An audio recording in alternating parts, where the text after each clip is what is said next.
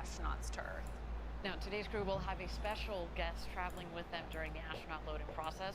Our founder, Jeff Bezos, will be with the astronauts all the way up the tower and to the crew capsule. Some incredible moments to look forward to today. Kind of fun to have Jeff Bezos himself, you know, be your chauffeur out to the rocket. That's not too shabby. Oh no, that's a pretty special crew member 8, and we're gonna have to make sure he actually disembarks at the end and doesn't want to try and go up with them again. I know. We know he had a really good time on the first time around. Good thing we got those cameras up there. Okay, Jackie, why don't we take a quick breather here and let's check out New Shepard on the pad as she gets ready to fly to space and back today with our second human space flight crew.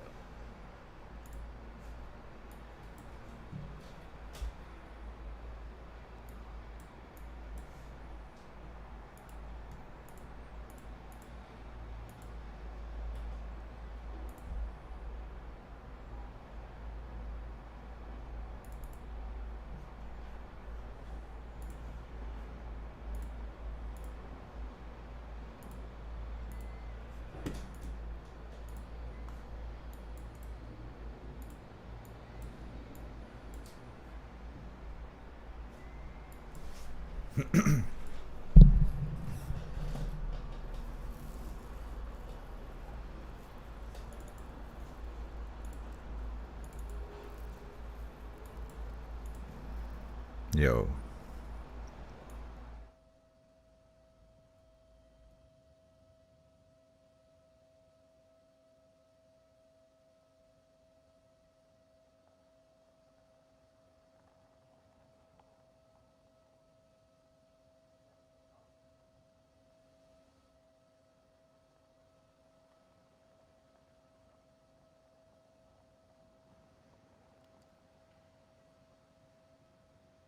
Welcome back, everybody. If you're just joining us, we're about T-minus 1 hour and 3 minutes to go until our second human crew launches to space and back.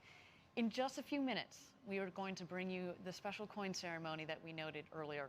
But before we do that, why don't we talk about the road to space? Today is all about New Shepard, but down in Florida, we're hard at work building our orbital rocket, New Glenn. This is the rocket that will pave the road to space.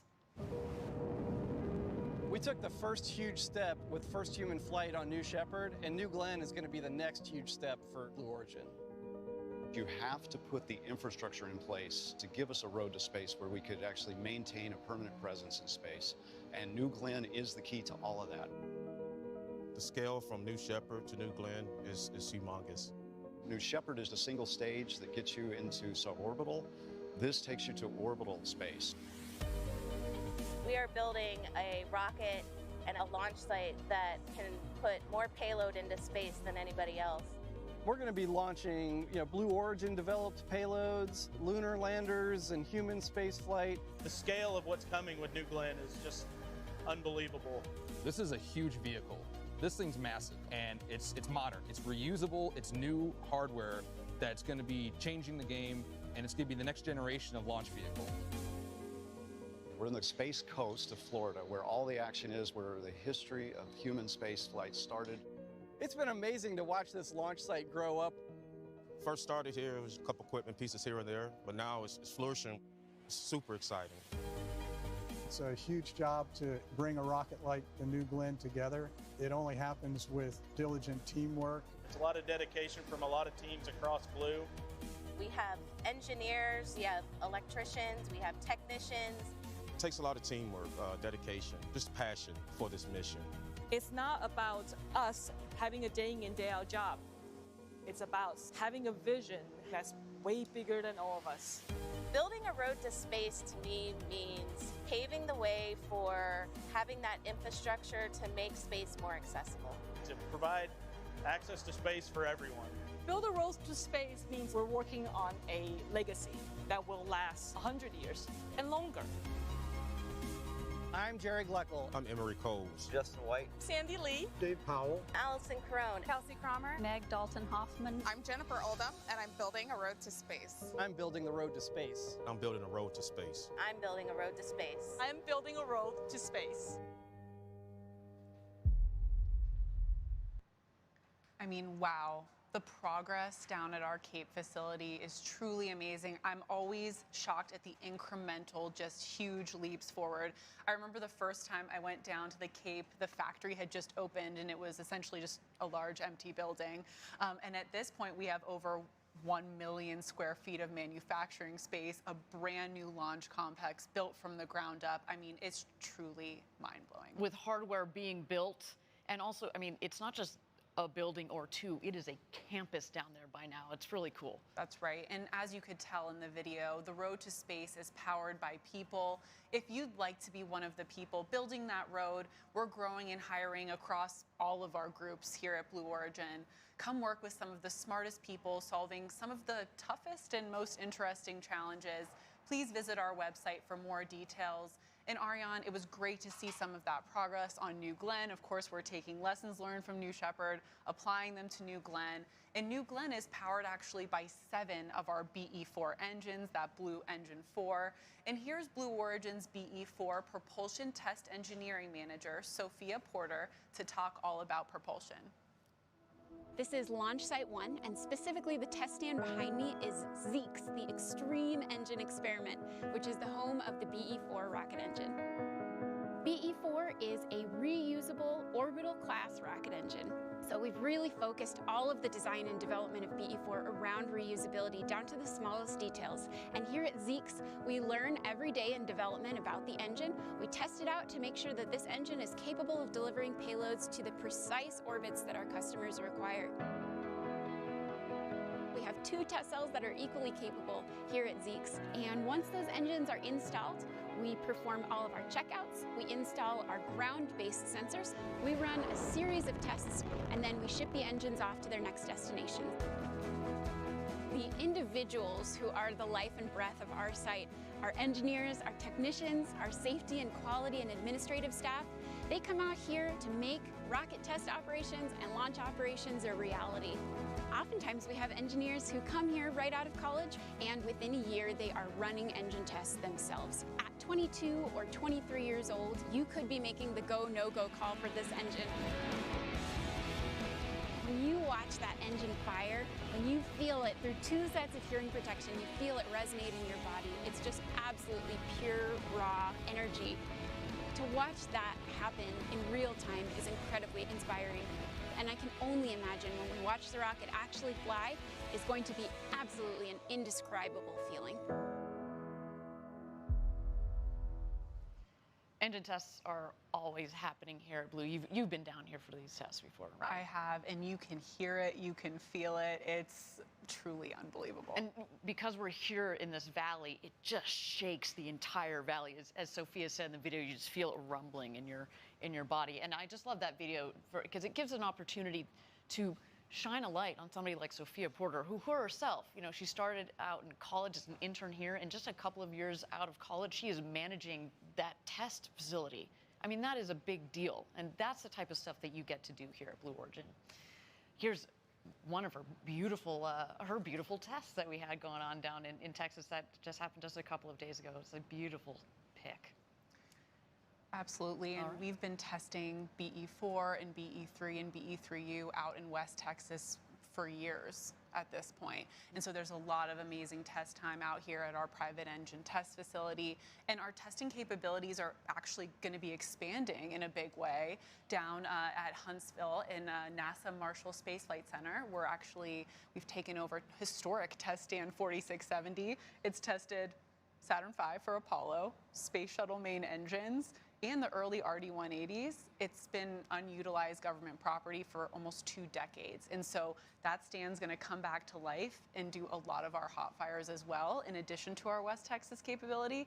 And I don't know how we're gonna form the list, but I have to be there for that first test. Oh, for the first test? Or I thought you say for all of them, because I mean, you're basically gonna live in, in the control center if you do that. No, I mean, as Jackie mentioned, so we're going to continue to do engine testing out here in West Texas. This is where we do a lot of our development testing on our engines. We've got 2 major test centers You saw Zeeks there. We also have Geeks, as we call it, which is the other test stand that focuses more on our Blue Engine 3, the engine that is going to be propelling New Shepard into space, but also the BE-3U, which is the upper stage variant. There are going to be 2 of those BE-3Us on the upper stage of New Glenn. So they're going to continue to do the development testing out here in West Texas. And what's the beauty of being able to use 4670 is basically we produce the rocket engines at our Huntsville facility and basically drive it down the road a couple of miles where we can do acceptance testing, as you mentioned, before we ship them down to the Cape. So really exciting activity from our engines group that have been working so Absolutely. hard. And you know, one of the other beauties of Huntsville is we're close to our customer, United Launch Alliance. 2 BE-4 engines will be on their Vulcan. And so when we're hot firing out in Huntsville, we'll be able to ship them right up to Decatur, which is just a short drive. Just a short drive there. Yeah. So when we talk about designing rockets and making them operationally reusable, just a short drive. It's one thing to think about just the operations. Short drive there. Yeah. So but there's also when we talk about that same mentality and theme that is driven into the manufacturing element of it as well. So I mean, it's you know, exciting things that we've got going on. All right, we are at T-minus 54 seconds to go. T-minus 54 minutes and 30 seconds. Excuse me, got a little bit more time than that to go until launch. My understanding is that crew member 7, Sarah Knights, is ready for the special coin ceremony to seal their training and get them underway. Why don't we watch that now? Who's going to tell us when we're... Oh, we're on. Okay, fantastic. All right, astronauts, I have one last special thing for you. This is a challenge coin that I have right here. Challenge coins have a long history, but classically they're awarded to show that you belong and that you've achieved something of particular interest, right? This is only awarded by crew member 7 to astronauts who have passed training and are just about to fly on New Shepard. All of you have passed with beautiful colors over the last couple of days. And it's my very great honor to present this to you for your flight today. Each of you is helping us take that step on the road to space and to enable a future where we have millions of people living and working in space to benefit Earth. And you are one of these very few very first explorers and adventurers taking that path with us. So I am giving this to you today so you can put it in your flight suit pocket. Take it with you on your historic journey as you go up. And with this, you are go for launch on New Shepard. All right? Congratulations, Chris. Thank you. Wow. Congratulations, Glenn. Thank you. Congratulations, Audrey. Can you read that, Glenn? Congratulations, Bill. Thank you. Maybe if you can hold it in the room. All right. Heads we go, tails we go. That's beautiful. You'll be known in history for taking a pioneering first step.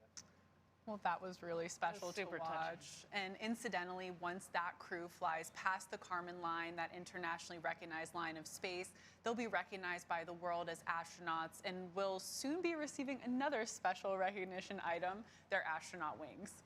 So also flying to space with each one of those astronauts, in addition to the coin they're going to put in their flight suit, is a postcard from Blue Origin's Club for the Future. Each astronaut made their own postcard during training. Yeah, and you can see them here. That art is pretty impressive. I definitely couldn't do that good of a job. My artistry peaked at about age 7. So Stick figures are about my ability.